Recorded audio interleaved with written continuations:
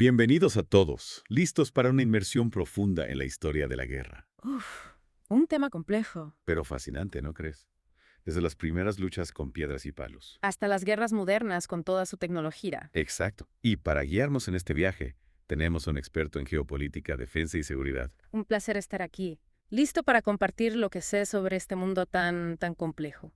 Empecemos por el principio. ¿Cómo eran las guerras en la prehistoria? ¿Qué hacía que nuestros ancestros lucharan? Bueno, en la prehistoria, imagínese, la supervivencia era la clave. Los primeros humanos luchaban por lo básico: comida, agua, un lugar donde vivir. Territorio, claro. Exacto. Y las armas, aunque primitivas, ya eran una ventaja. ¿Y qué tipo de armas usaban? Algo así como los picapiedra. Ajá, sí, algo así. Herramientas simples, piedras afiladas, palos, huesos de animales. Suena rudimentario. Sí, pero incluso entonces la necesidad de mejores armas impulsaba la innovación. Encontrar una piedra más dura, una forma más efectiva de afilarla, eso podía hacer la diferencia entre vivir o morir. Entonces, la guerra, desde siempre, ha sido un motor de la tecnología. Totalmente. Y con las primeras civilizaciones y los imperios, la guerra cambia de escala. Ya no son tribus pequeñas, sino ejércitos organizados buscando expandirse. Hablemos de los carros de combate. ¿Cómo transformaron la guerra? Imagínese. Antes de los carros, todo era a pie, lento, con alcance limitado. Y de repente llega esta plataforma móvil, caballos que jalan, guerreros arriba, una fuerza brutal. Debió ser revolucionario. Completamente. Y el caballo en sí transformó las tácticas. Claro, de la velocidad, la potencia. Exacto. Nuevas estrategias, como la carga de caballería, romper las líneas enemigas, sembrar el caos. Y esa época, ¿qué civilizaciones destacaron en la guerra a gran escala? Mesopotamia, Egipto, la antigua Grecia, todas con ejércitos poderosos, protagonistas de conflictos épicos. Piensa en el asedio de Troya, una guerra de 10 años inmortalizada en la literatura. 10 años. Las estrategias, las alianzas. Debió ser una época increíble. Sin duda. Y hablando de innovaciones, no podemos olvidar la edad de hierro. ¿Por qué fue tan importante el hierro? Bueno, era mucho más resistente que el bronce, que era lo común. Espadas más afiladas, armaduras más fuertes.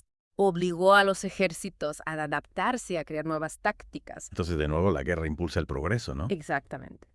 Y esta dinámica se repite a lo largo de la historia. Cada avance, desde la pólvora hasta los drones, ha transformado la guerra. Hablemos de la antigua Grecia. ¿Qué innovaciones trajeron al arte de la guerra? Bueno, los griegos, famosos por su falange, una formación de infantería que revolucionó el combate. ¿Una formación?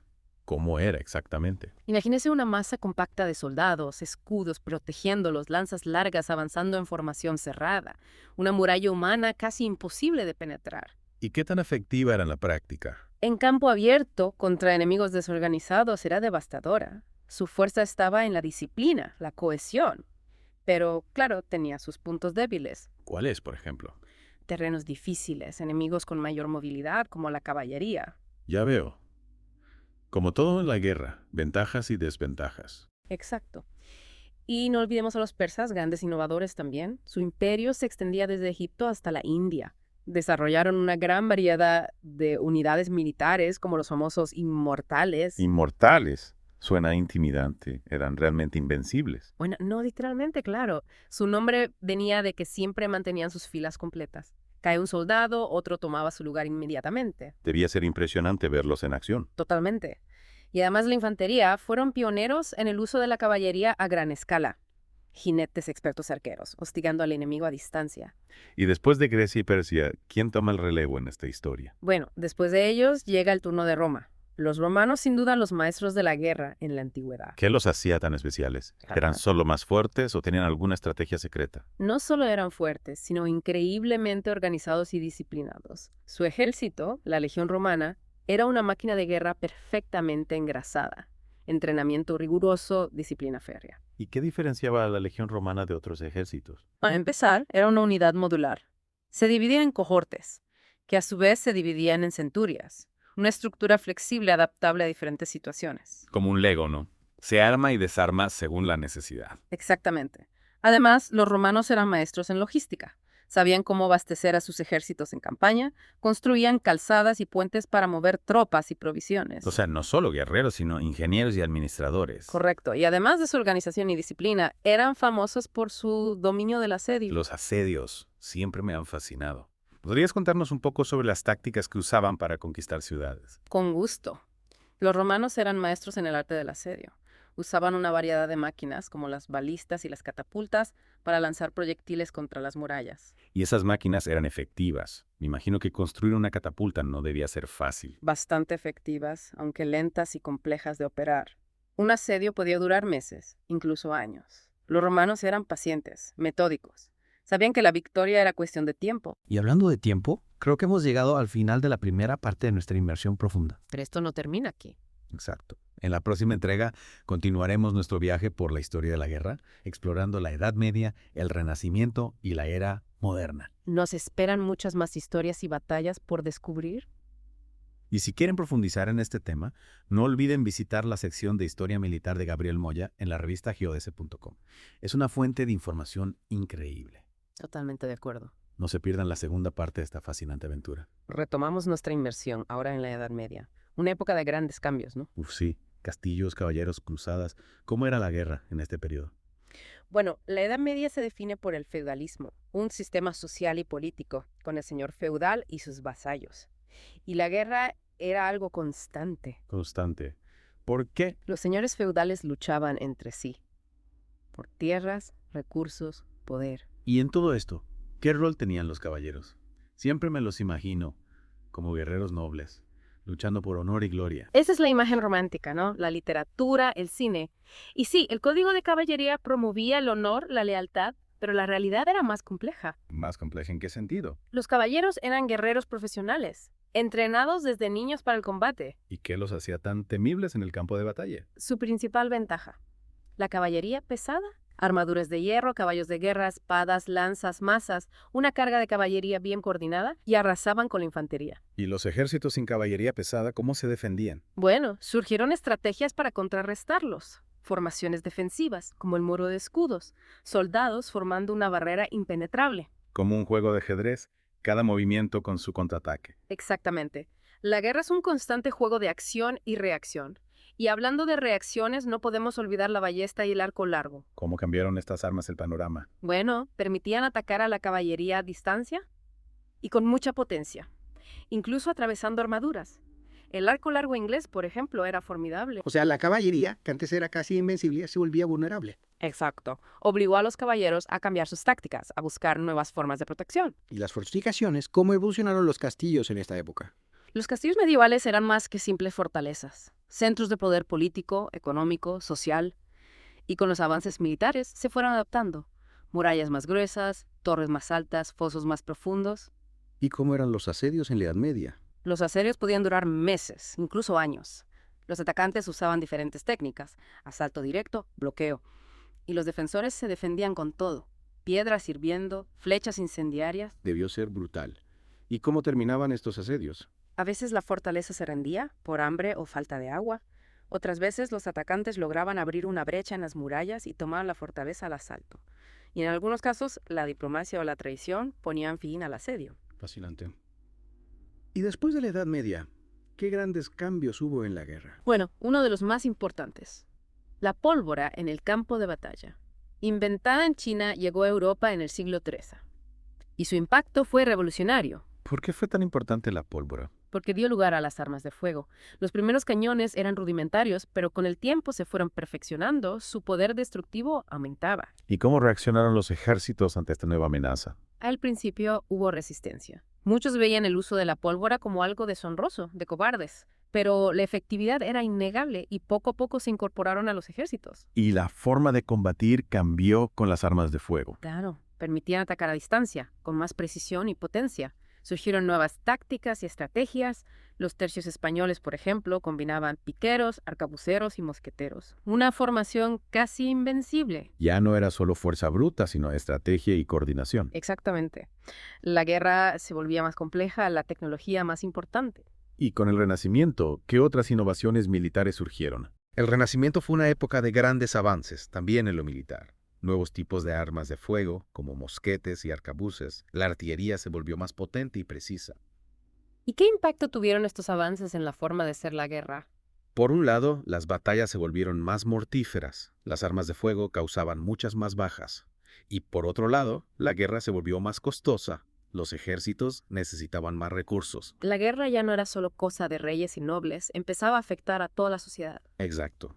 Se convertía en un fenómeno de masas, con impacto en la economía y la vida cotidiana. Y con la era moderna, ¿qué nuevas transformaciones hubo en la guerra? La era moderna se caracteriza por la revolución industrial, avances que transformaron la guerra radicalmente. ¿Algún ejemplo? La máquina de vapor, por ejemplo. Aparecen los barcos de vapor revolucionando la guerra naval, el ferrocarril que permite transportar tropas a grandes distancias, facilitando las campañas a gran escala. La guerra se globalizaba. Exactamente. Y no solo eso, se intensificaba. Las guerras napoleónicas a principios del siglo XIX son un ejemplo. Conflictos a gran escala, con ejércitos masivos y muchas víctimas. Y después de las guerras napoleónicas, ¿qué otros conflictos marcaron la era moderna? En el siglo XIX, la guerra de Crimea, la guerra de secesión americana, la guerra franco-prusiana. Y en el siglo XX, las dos guerras mundiales. Los conflictos más devastadores de la historia. Hablando de las guerras mundiales, ¿qué podemos destacar? Fueron un punto de inflexión. Conflictos globales con la mayoría de los países involucrados, millones de muertos. Y además, nuevas tecnologías que cambiaron la forma de combatir. Ejemplos. En la Primera Guerra Mundial, las armas químicas, como el gas mostaza. En la Segunda Guerra Mundial, la bomba atómica. El inicio de la era nuclear. Es increíble y aterrador cómo la tecnología ha transformado la guerra. Sí, la tecnología es clave en la evolución de la guerra. Pero no olvidemos que la guerra es, ante todo, un fenómeno humano. Las personas deciden iniciar las guerras y las personas sufren las consecuencias. Y llegamos a la era contemporánea en nuestra inmersión por la historia de la guerra. Un periodo de cambios radicales, ¿no? Sí, sin duda.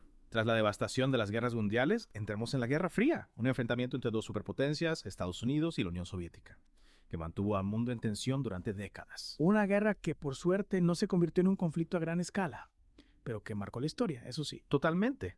La Guerra Fría fue una época de tensión constante, una carrera armamentista desenfrenada, la amenaza nuclear siempre presente, espionaje, propaganda, conflictos indirectos. ¿Y cómo influyó la Guerra Fría en el desarrollo de nuevas tecnologías militares? De forma decisiva. La competencia entre las dos superpotencias impulsó la innovación militar.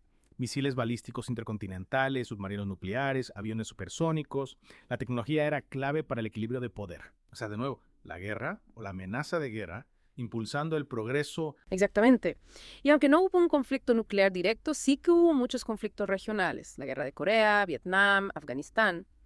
Campos de prueba para nuevas tecnologías y estrategias. Y con la caída del muro de Berlín en 1989, el colapso de la Unión Soviética. ¿Qué cambios se dieron en el panorama global? Bueno, el fin de la Guerra Fría trajo esperanza. Un mundo más pacífico, un nuevo orden mundial basado en la cooperación. Pero esta esperanza se vio truncada. Conflictos regionales, nuevas amenazas. ¿Qué tipo de amenazas? El terrorismo internacional, por ejemplo. Tras el 11S se convirtió en una preocupación global. También la proliferación de armas de destrucción masiva. Amenazas para la seguridad mundial. Y en este nuevo contexto, ¿cómo ha evolucionado la guerra? Una tendencia clara es el auge de la guerra simétrica. Actores no estatales, como grupos terroristas, enfrentándose a estados con mayor poderío militar. ¿Y cómo compensan esa inferioridad? Guerrilla, terrorismo, propaganda, manipulación de la información. Su objetivo no es la victoria en el campo de batalla, sino desgastar al enemigo, desmoralizarlo, quitarle legitimidad. Y ante estas nuevas amenazas, ¿cómo han respondido los estados? Adaptando sus estrategias, desarrollando nuevas capacidades. Más énfasis en inteligencia, vigilancia, lucha contra el terrorismo, ciberseguridad y nuevas tecnologías. Drones, robots de combate. Drones, robots, parece ciencia ficción. La ciencia ficción se hace realidad. Y la guerra no es la excepción. Las nuevas tecnologías están cambiando la forma de combatir y plantean nuevos desafíos éticos y legales. Por ejemplo, El uso de drones armados para ataques selectivos contra terroristas dura sobre la legalidad, la moralidad. ¿Quién es responsable de las bajas civiles? ¿Qué límites éticos para el uso de la fuerza letal a distancia? preguntas difíciles. Y las nuevas tecnologías también difuminan la línea entre guerra y paz. Ciberataques, por ejemplo, causando daños sin disparar un solo tiro. Cierto. Las nuevas tecnologías redefinen la guerra. Nuevos retos para la seguridad global. ¿Y qué podemos esperar del futuro de la guerra? Difícil predecir con certeza, pero la guerra seguirá siendo una constante. Habrá conflictos por ideologías, religiones, economía, territorio, y la tecnología seguirá siendo clave. ¿Y qué podemos hacer para un mundo más pacífico? No hay una solución mágica, Pero la educación, el diálogo, la cooperación internacional son esenciales. Enseñar a las nuevas generaciones a resolver conflictos pacíficamente, a respetar la diversidad, a valorar la paz, fortalecer las instituciones internacionales, el multilateralismo para enfrentar los desafíos globales. Una tarea compleja, pero no imposible. Exacto. La paz no es un regalo, es una conquista. Requiere esfuerzo de todos. Gobiernos o sociedad civil, organizaciones internacionales. Todos juntos para un mundo más justo, equitativo y pacífico. Y con esta reflexión concluimos nuestra inmersión en la historia de la guerra. Un viaje fascinante, desde las primeras luchas hasta las guerras del siglo XXI. Un viaje que nos ha mostrado cómo la guerra ha evolucionado, sus causas, sus consecuencias, sus desafíos para la humanidad. Esperamos que les haya gustado esta inmersión profunda en la historia de la guerra. Si quieren saber más, no olviden visitar la sección de Historia Militar de Gabriel Moya en geods.com. Una fuente de información increíble. Muy recomendable. Y no se olviden de darle me gusta al podcast y suscribirse para no perderse nuestros próximos análisis. Hasta la próxima.